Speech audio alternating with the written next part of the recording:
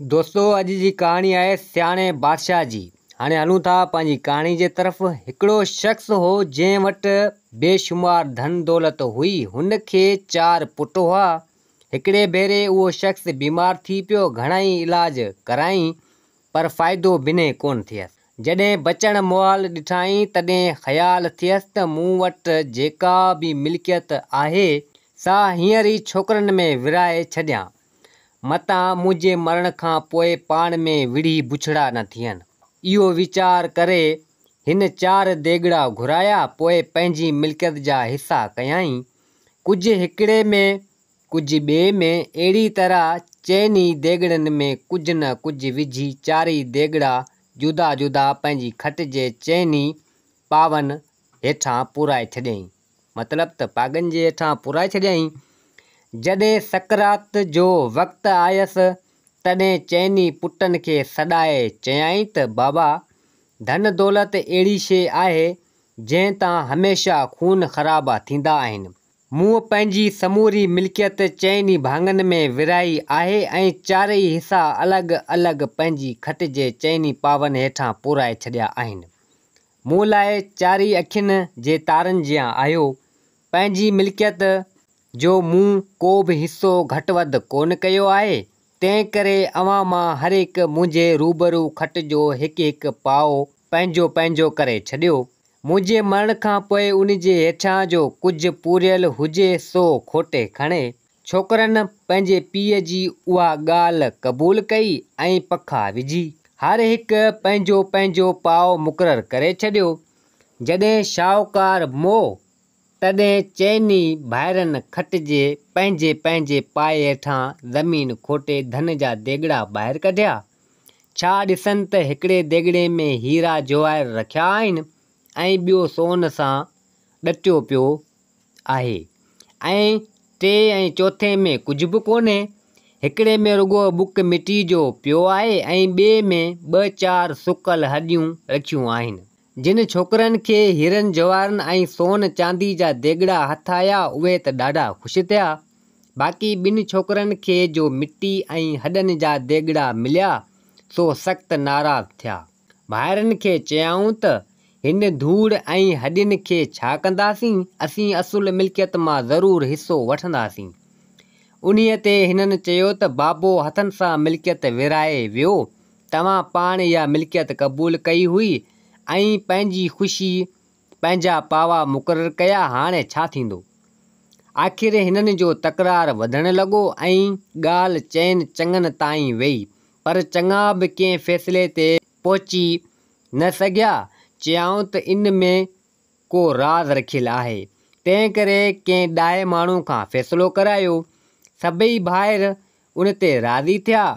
कंहिं ॾाहे माण्हू जी ॻोल्हा कयऊं पर को बि ॾाहो माण्हू कोन मिली सघियनि जो को निबेरो करे सघे। तॾहिं लाचार 4 गॾिजी मुल्क जे बादशाह वटि इंसाफ़ लाइ विया। जॾहिं बादशाह जे शहर खे वेझो पहुता त परियां शहज़ादो घोड़े ते ईंदो ॾिसण में आयनि।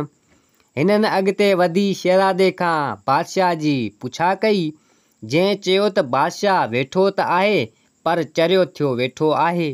इहा ॻाल्हि ॿुधी हिननि सभिनी खे अजब लॻो। ख़्यालु कयऊं त मोटी हलूं, पर वरी रिड़ी अॻिते विया ऐं वञी महलात वटि पहुता। उते हिननि खे शहज़ादी मिली, जंहिं ॿुधायईं त बादशाह वेठो त आहे पर अंधो थियो वेठो आहे। इन ॻाल्हि में बि हिननि भाइरनि खे अजब में विझी छॾियो। ख़्यालु कयऊं त को मिड़ई राज़ आहे। अञा कुझु अॻु भरो वधिया त राणी दरीअ खां बीठी हुई। पुछा करण ते राणी ॿुधायईं त 12 महीना थिया जो गुज़ारे वियो। राणी जे जवाब ते हिननि खे वेतर मुंझाए छॾियो। नेठि घणी पुछा ॻाछा मां मालूम थियनि त बादशाह सलामत वाक़ई मौजूदु आहे। ही 4 भाइर पोइ बादशाह जी दरबार में पहुची विया ऐं बादशाह खे फ़ैसिले लाइ अर्ज़ु कयऊं। बादशाह हिननि जी ॻाल्हि ॿुधी पहिरीं त कुझु ख़्याल में पइजी वियो, पर पोइ गुजारत खे सिले चयाईं त अव्हां जो पीउ बिल्कुलु पूरो फ़ैसिलो करे वियो आहे। हीरनि जवाहरनि वारो भली हीरा जवाहर खणे ऐं सोन वारो सोन खणे, बाक़ी जंहिंखे मिटी जो देगिड़ो मिलियो आहे सो पीउ जी ज़मीन संभाले, ऐं जंहिंखे हॾियूं हथ आयूं आहिनि सो चौपाए माल जो मालिक थिए। बादशाह जो इहो फ़ैसिलो ॿुधी चारई भाइर ॾाढो ख़ुशि थिया ऐं बादशाह जा लखें शुक्राना बजा आंदाऊं। पर वञण वक़्तु बादशाह खे अर्ज़ु कयऊं त बादशाह सलामत, जे इजाज़त मिले त हिकु ॿियो बि अर्ज़ु पेश करियूं। बादशाह हिननि खे मोकल ॾिनी।